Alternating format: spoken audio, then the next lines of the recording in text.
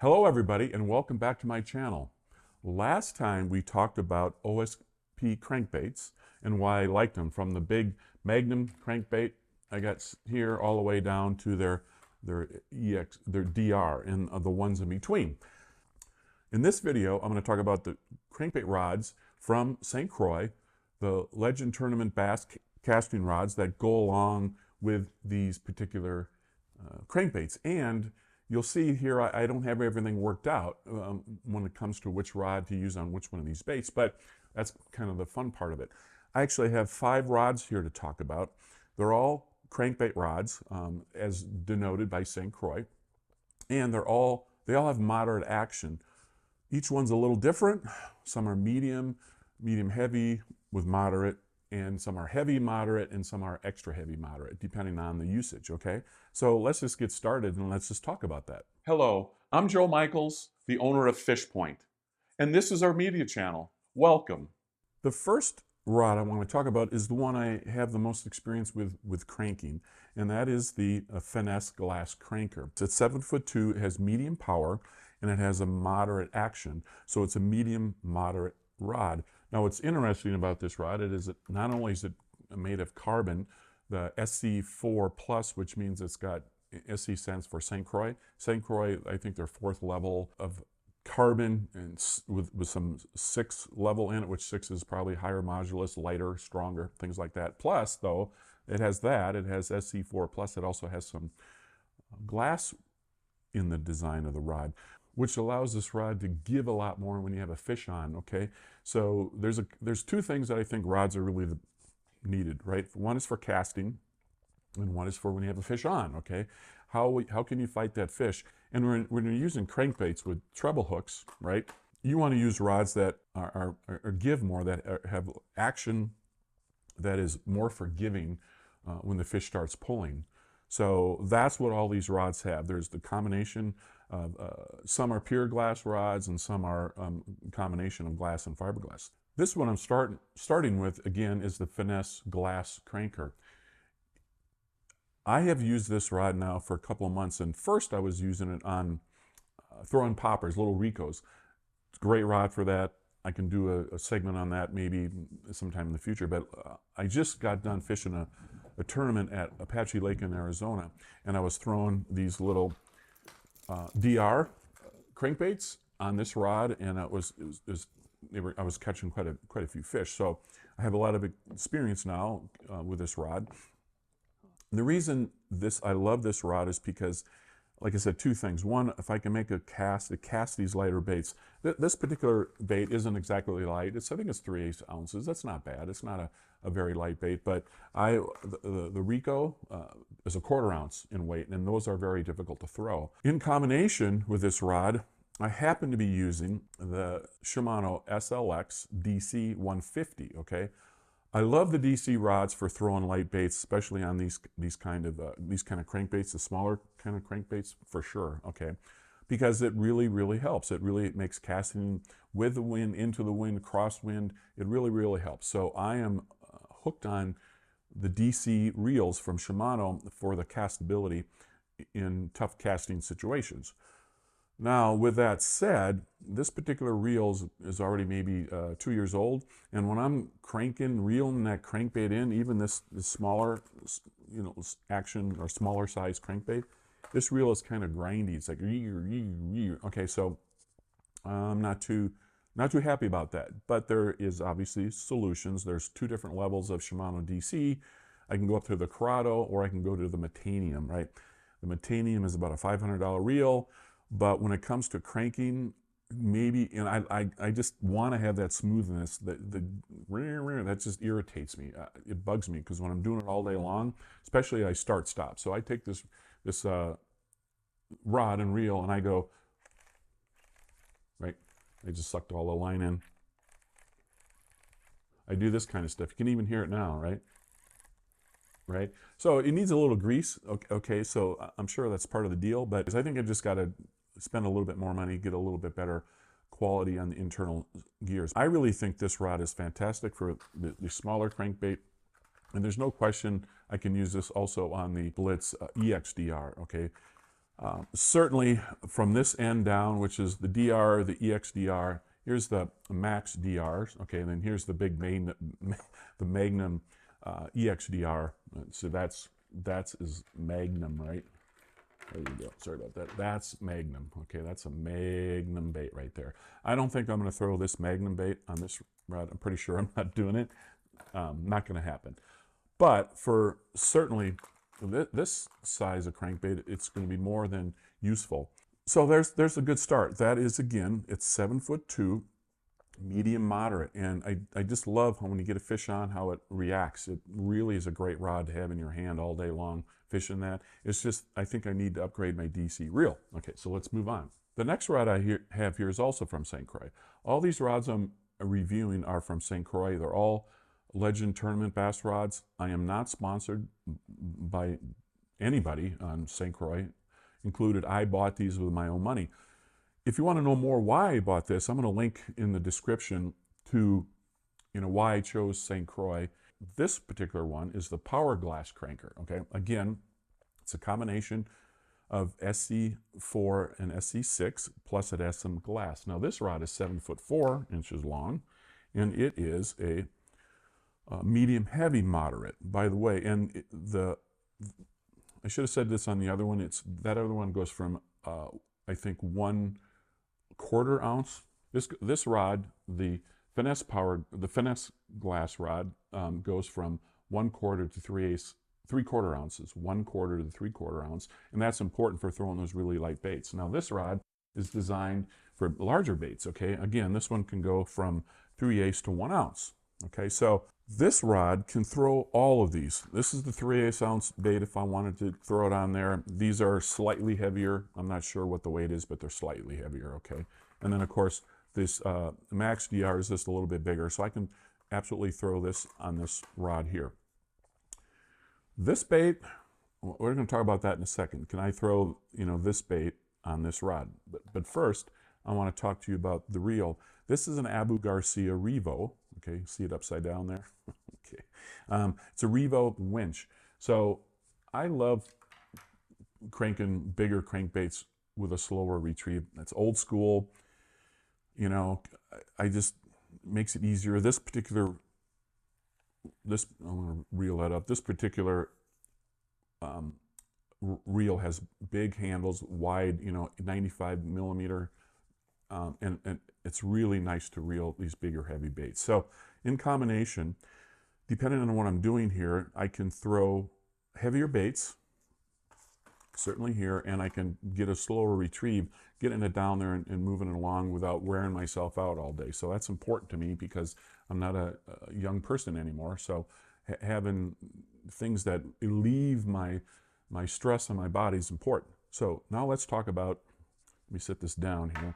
And let's talk about this bait, okay? Can I fish this bait on this rod? Let me see what this bait weighs, okay? So this bait weighs 1.83 ounces. And it's exactly what the website says, that the hookup, 1.8 ounces. Now this rod is only supposed to go up to 1 ounce. So it's hard to tell how this is going to play out. I have some other rods here I'm going to show you that I know I can fish on this bait, but those rods are 7'10", and they're really designed for making those long lobbing casts to throw out on structure, get the bait down, and work structure a while. The reason I was intrigued by this crankbait, as I noted in the other video, was the fact that this is designed to dive fast, and I can fish it, and I can fish this bait, okay, along bluffs, and minor points along bluffs, as I described in the video. That's, by the way, I'm going to link back to this one. This video, I'm going to link to the other video because they go together. I don't necessarily want a 7'10" rod when I'm making shorter casts. Like, I'm going to throw up against the bluff, and I'm going to want to fish the bait as tight to the wall as I can, especially on rock slides. So I throw it up there, and I want it to go down, and then as soon as I can, I want it to hit some rock, if possible, on a rock slide along a bluff and or straight wall. Another thing is when you're going along these bluffs, there's these little inside minor points, and I don't need to make super far casts because the way you have to maneuver the boat in and out of these bluffs, you got to get the right angle on that point. So I want to make a cast, you know, that's a lot shorter. Therefore, I want to use a bit shorter of a rod, okay? So that's why I think this rod will work. 7'4". Can it handle it? I think it can. I think it probably can, but I'll find out one day, and I'll report back when I do a longer review on this rod and maybe this bait together, trying to catch some fish. Okay, but I have another rod here in this that I can show you that I think will work fine for this big crankbait in very, you know, accurate tight corners, and that is, believe it or not, their Rip and Chatter. And this Rip and Chatter is probably going to be a good rod for what I'm trying to do, making shorter casts. It's 7'2" long. It has a heavy power, okay, which allows me to really maneuver and sling this bait around. And it has a moderate action, so it's heavy with a moderate. Now, it goes from, I believe, from 1/2 ounce to 1 1/4 ounce. Okay, so we're stressing the limits of this rod slightly. This rod is designed to take a 1 1/4 ounce, you know, chatterbait probably, or spinnerbait or something like that, which I throw on this rod and have already. I've thrown buzz baits, 1/2 ounce buzz baits with ease on this. And I think I'll be able to pick up this particular bait if the other rod doesn't work, and put this one on and run this against those bluffs and those short little areas where I'm trying to make short little casts. Now, I do have their long rods here. This is another St. Croix Legend Tournament. This is their big cranker. It is 7'10". It's a heavy with a moderate action. This is a pure carbon rod, okay, meaning there's no glass in it. Now this rod is rated for baits from 3/8 ounce, again, the small size, all the way up to 1 1/8 ounce. Okay, so, you know, can it throw this one? It probably could. Certainly can throw these with ease. But here's the thing. This rod is longer, 7'10", and this is where I want to use this rod to load up and make super long casts and get it way out there, and then get it down and crank it on the bottom. Again, I'm using a Revo here, a Revo winch. This is a nice combination for this size crankbait without question. Now, let's go big. This is the Magnum Cranker. Okay, so this is 7'10". It's extra heavy with a moderate action. That is a really interesting combination, right? Why is that? Well, the extra heavy will allow, and it does, easily throw this big giant bait I have here, and or this giant bait. This rod will throw this bait perfectly well. Let me weigh this particular bait here. This weighs 1.94 ounces. This is a mega bass, big M on this particular rod before. I've actually caught a fish at Swirl Lake. It was a 2.5 pounder. It wasn't a giant, but I know that this casts this bait perfectly. That means I can use it for this bait as well. I have something very interesting. You can see this particular reel here. There's an interesting story behind this reel. So I was definitely looking for big casting reels that can handle big baits, okay? Whether I'm going to use it on these big, heavy crankbaits like these two here I have, or if I was going to throw swim baits or something. This is a Abu Garcia Toro, and again, it's a slower speed. It's a 4.71. When I went to Tackle Warehouse and I bought this, I looked at it, I go, oh, I want this bigger reel. It's a 4.71. I'll take it.